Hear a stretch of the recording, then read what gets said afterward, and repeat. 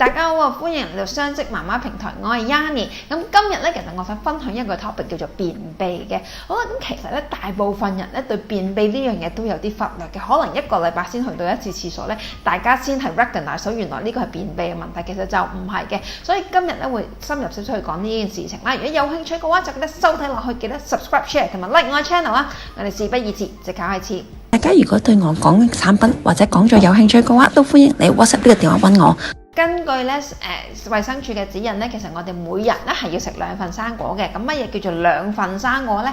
簡單嚟講咧，即係2個橙或者2個蘋果，好似好簡單咯。其實咧，衛生署之前做過一個調查咧，有90%半嘅香港人咧，其實都係做唔到嘅。點解咧？因為其實咧，自從大家有冇發覺，我哋 Covid 之後咧，係成日都出街食嘅。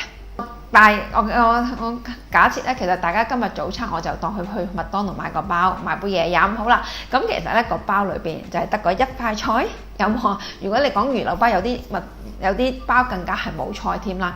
咁而晏晝啦，我哋而家都會食個可能係雙餸飯。其實佢哋嘅菜咧已經第一可能擺咗好耐啦，第二咧其實可能已經高溫煮過噶啦，咁所以咧其實好多纖維亦都係冇咗。到晚餐啦，咁其實大家可能因為方便啦，其實可能都係出街食啊，或者買外賣翻嚟啊。其實當中咧食生果仔嘅機會率真係比較少嘅，即係好似我眼見我周圍嘅朋友或者同事咁樣咧，其實咧食生果即係咬住一個生果嘅話，其實都比較難嘅。好似我個女咁啦，我就用我女為例啦，晏晝喺屋企食，夜晚喺屋企食啦，但係嗱，其實我女首先有一個好偏食嘅習慣嘅，即係佢啲生果咧係啲有好甜嘅嘢佢先會食，但係邊有好甜嘅蘋果佢唔食，因為冇味。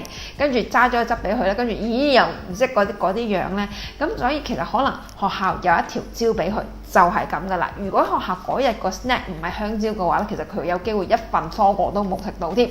咁好啦，咁我俾佢食益生菌啦，咁益生菌令到佢免疫力好啲啦，當然絕對係啦。但係佢其實 overall 其實個纖維都唔係好夠啊。咁好彩地，其實佢而家食個益生菌咧，1個禮拜都有2至3次嘅便便嘅。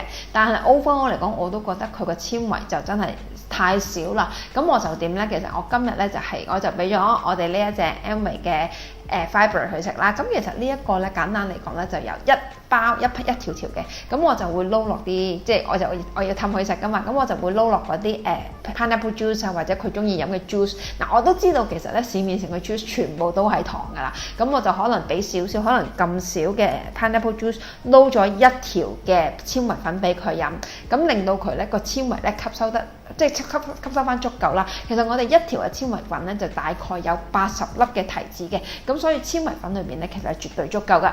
如果大家有興趣嘅話，其實咧都可以咧 WhatsApp 我呢個電話咧去購買噶。我哋下次見啦吓，拜拜。